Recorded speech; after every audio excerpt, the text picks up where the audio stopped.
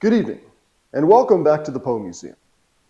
Have you ever wondered what it would be like to party with Edgar Allan Poe? Well, the person in that portrait knew all too well because she held the largest and best literary soirees in all of New York City. And Poe was one of her most famous and infamous guests. Her parties arguably helped launch him to celebrity status. But they also nearly ruined his life and career. We'll find out who she is in tonight's installment of the Curator's Crypt.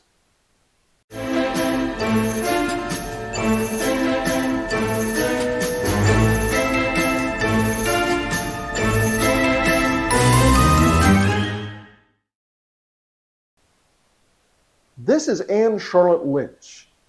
About 6 years younger than Edgar Allan Poe, she was born in Vermont and grew up in Connecticut. From an early age, she had an incredible talent for writing, and she actually helped put herself through school by doing copy editing and selling her poetry. After graduating, she actually taught at her old school, the Albany Female Academy.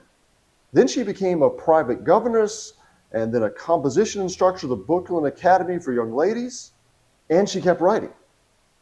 While she was living in Providence, Rhode Island, she edited the Rhode Island Book, a collection of the works of regional authors, including Poe's future fiancée, Sarah Helen Whitman. But we're getting ahead of ourselves.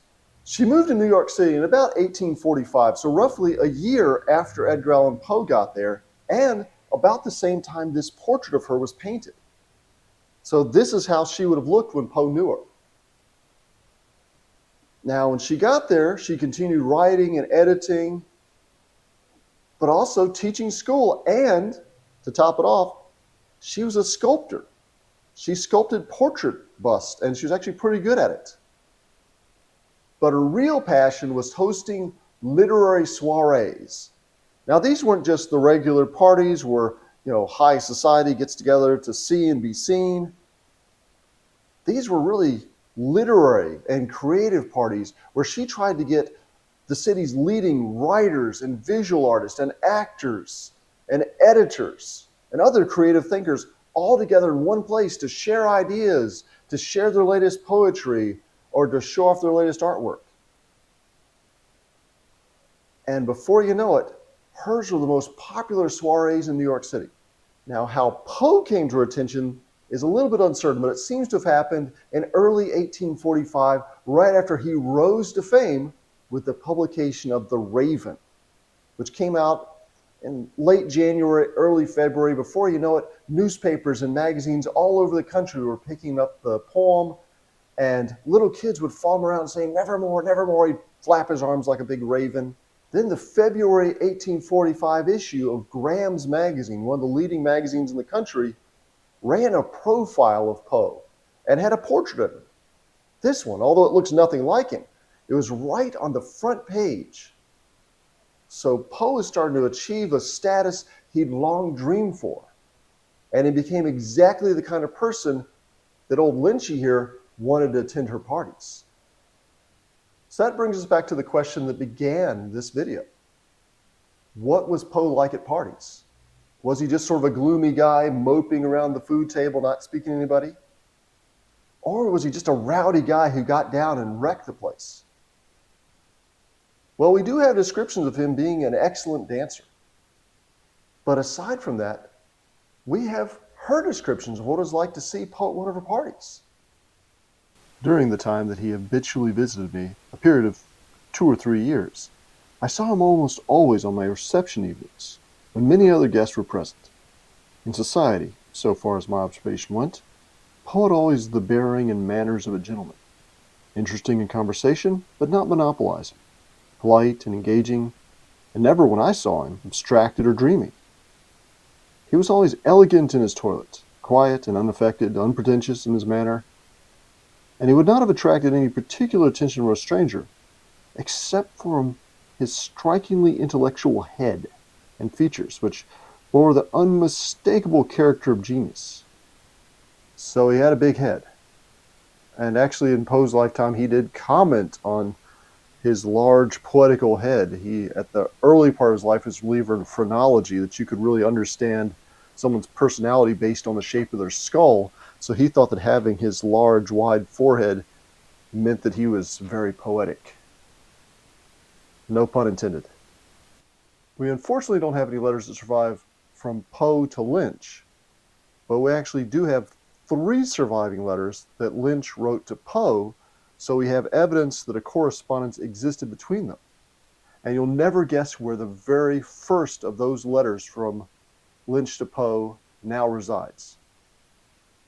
The Poe Museum, of course. We've got it right here. It's in the autograph collection of Lucy Dorothea Henry, which came to the museum back in 1928. And this little letter right down here is dated Wednesday, June 25th, 1845. So Poe would have already been attending her soirees for a few months at least by then. And she apparently has submitted some of her work for consideration to be published in the next edition of The Opal. And since the editor hasn't replied to her, she's writing to Poe saying, could you maybe talk to the editor to see if he can get my work published? And that Poe responded as evidence because she responded to the letter that Poe wrote back to her. And in that letter, she also says, thanks for the copy of your tales that you sent me. So apparently he gave her a copy of his short stories. And then the next letter that we have survives from her to him. She regrets that she can't attend the reading of his new poem. And she hopes that he'll come over to her next party and read it for a guest. And there's not a whole lot of speculation on which poem that is because we're pretty sure it's his big hit published earlier that year, The Raven. And she, throughout the rest of her life, always claimed that he gave his very first reading of The Raven at one of her parties. And a letter she wrote about, she said that was just an electrifying performance. And we do have a little bit of a description of one of these parties from one of Poe's future enemies, Thomas Dunn English, a fellow editor and poet whose name really doesn't survive much today aside from its association with Poe. And of one of the evenings at the parties, he wrote, I remember one evening in particular at the house of Miss Lynch, when he and I were the only gentlemen present. I let him as much as possible monopolize the male share of the talk, and finally he gave quite a lecture on literary matters, to which we all listened attentively. In the plainly furnished room at one corner stands Miss Lynch, with her round, cheery face, and Mrs. Elliot, decorous and ladylike, who had ceased their conversation when Poe broke into his lecture. On a sofa on the side of the room, I sit with Miss Fuller, on my right side, and Mrs. Elizabeth Oakes Smith on my left. At my feet, little Mrs. Osgood, doing the infantile act, is seated on the footstool, her face upturned to Poe as it had previously been to Miss Fuller and myself. In the center stands Poe, giving his opinions in a judicial tone and occasionally reciting passages with telling effect. And who was this Mrs. Osgood? Right here, Frances Sargent Osgood, one of the most popular and beloved poets in the country. And Poe was a fan of hers. She was also a big fan of his. He'd lectured about her admiringly. So they arranged a meeting, and they really hit it off. So Frances and Edgar became close friends. She was a regular visitor at his house. She became friends with Poe's wife, Virginia. And he apparently was well liked enough at her house that her husband, a portrait painter, painted the only surviving oil painting that was done of Poe during his lifetime. It's not a great portrait, but it does remind us that this is 1845 Poe. This isn't the 1848 Poe that we're used to seeing. This is Poe before his health took a downward spiral. So while he's getting along famously with Frances Osgood, they're exchanging flirtatious love poetry. She's sending anonymous love poems to his magazine, the Broadway Journal, which he's publishing under her pseudonyms Kate Carroll or Violet Vane. Then a few issues later, he answers them with his own love poems in response. And he even published some where he doesn't do a very good job of disguising her name. Does anyone think this one is not about Frances Sargent Osgood? And here's what she had to say about seeing Poe at the parties. Apparently, she was getting letters from Sarah Helen Whitman up in Providence asking, what's Poe like? Is he single? Tell me everything about him. And this is what Frances Osgood wrote to her. He is the observed of all the observers. His stories are thought wonderful, and to hear him repeat The Raven, which he does very quietly, is an event in one's life. People seem to think there's something uncanny about him, and the strangest stories are told, and what is more, believed about his mesmeric experiences, at the mention of which he always smiles. Meanwhile, there's another poet, Elizabeth Elliot, who you might remember that Thomas Dunn English mentioned as standing on the far side of the room while Poe was giving his lectures. She's also interested in Poe. She's also sending him letters and poems, and she'll send him notes. She'll send a business note on one side, and the back she'll write in German, meet me in my apartment tonight. And the next time she'll write a note that says in German, why didn't you meet me in my apartment last night? Did you not understand the German? And of course, he just didn't like her. He just wasn't into her. But she kept sending him these love letters, which, according to at least one source, he took to his wife and Frances Osgood, and they read them out loud to each other and laughed at them. They were so ridiculous. The problem is, one day, Elizabeth Elliot stopped by Poe's house unannounced, caught them laughing at her poetry, and she was mortified. And she needed revenge. And what she did was she said that she visited Poe's house and saw a letter from Frances Osgood to Poe lying open on a table in his house. And being the sort of nosy busybody she is, she picked it up and read it. And it horrified her. It was so awful, so scandalous, that she couldn't tell anybody what it said, but she could let their imaginations run wild. Did Poe father a love child with her? We don't know. It's that kind of rumor that started spreading. And this whole group around Anne Lynch's soirees was so scandalized by the whole thing that they deputed Anne Lynch here and one of her friends to go to Poe's house to personally retrieve every letter that Frances Osgood had ever sent to Poe. But by then, Poe had already taken all the letters back, so he said, well, I don't have them anymore. But you know what? Elizabeth Elliot should worry about the things she's been sending me. That was a mistake.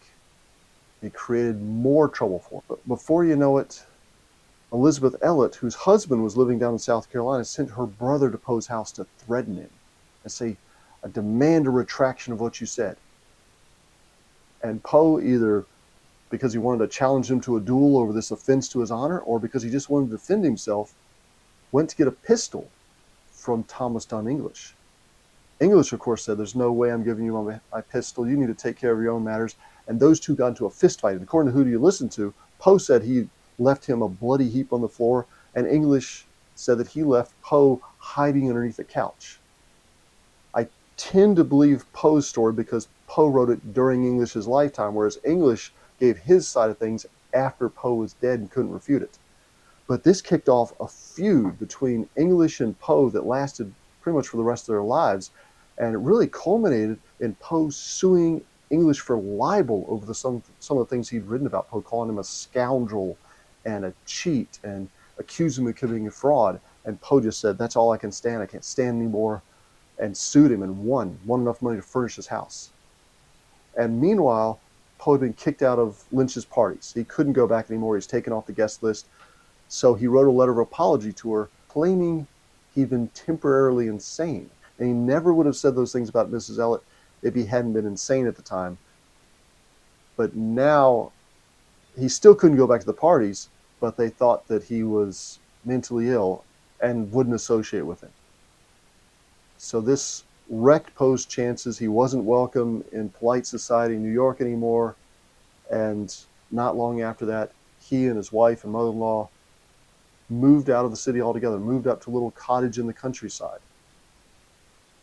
And roughly a year later, his wife died, and she always claimed, and Poe always claimed, that it was Elizabeth Elliot and her rumors and her gossip that brought about Virginia Poe's early death. So with Poe in the countryside, not really welcome in the literary clique of New York, he decided he could cash in on this. The most popular magazine in the country was in Philadelphia, Godey's Lady's Book. So Poe decided to write a series called The Literati of New York City, which was soon published in that magazine, and it was a hit. Poe divulged all the inner workings of the literary scene. He wrote little sketches of each of the authors up there and made fun of each one of them he didn't like. He complimented the ones he liked, but some of them he just really trashed, like Thomas Dunn English. This is something that he wrote in his little profile of Thomas Dunn English. No spectacle can be more pitiable than that of a man without the commonest school education busying himself in attempts to instruct mankind on topics of polite literature. The absurdity in such cases does not lie merely in the ignorance displayed by the would-be instructor, but in the transparency of the shifts by which he endeavors to keep his ignorance concealed. Ouch. But even after all that Lynch had done to him, Poe couldn't help but still kind of like her. Everybody liked Anne Lynch. Among the nice things he wrote about her, in character, Miss Lynch is enthusiastic, chivalric, self-sacrificing, equal to any fate, capable of even martyrdom in whatever should seem to her a holy cause, a most exemplary daughter. On the other hand, a couple years later, when Sarah Helen Whitman once again wrote to Lynch to ask, hey, what's the update on Poe? What's he like? What's going on? Is his wife dead yet? Lynch wrote, he's done a great many abominable things, and he has no moral character. So not the best recommendation, but I guess Whitman kind of liked that because she became engaged to him in 1848, only for a month though. So afterwards, Lynch claimed that she helped make Poe's career by inviting him to her parties. But I think Poe was already famous and already on the way up before he went to the parties. And if anything, this whole feud with the literati, it sort of threw the trajectory of his career off a little bit. But fortunately, he was able to recover, and he was able to write some of his best stuff in those last couple of years of his life. But one good thing that came out of it, one amazing thing that came out of this, was that feud with Thomas Dunn English, and a story that it inspired, called The Cask of Amontillado, that actually appeared in the same magazine that was publishing the Literati of New York City. In this one, Poe gets his literary revenge on English, and it became one of Poe's greatest works. So what do you think? Would you have liked to have partied with Edgar Allan Poe and old Lynchy here at her literary soirees? And do you think that Elizabeth Elliot actually read a letter from Frances Osgood to Poe? Or if she just made the whole thing up to take down one of her rivals? Let us know down in the comments what you think. And if you'd like to help us preserve precious Poe pieces like this portrait of Anne Charlotte Lynch, why not support the Poe Museum at poemuseum.org? And until next time, thanks for joining us, and I leave you with more gratuitous footage of the Poe Museum cats doing cat stuff.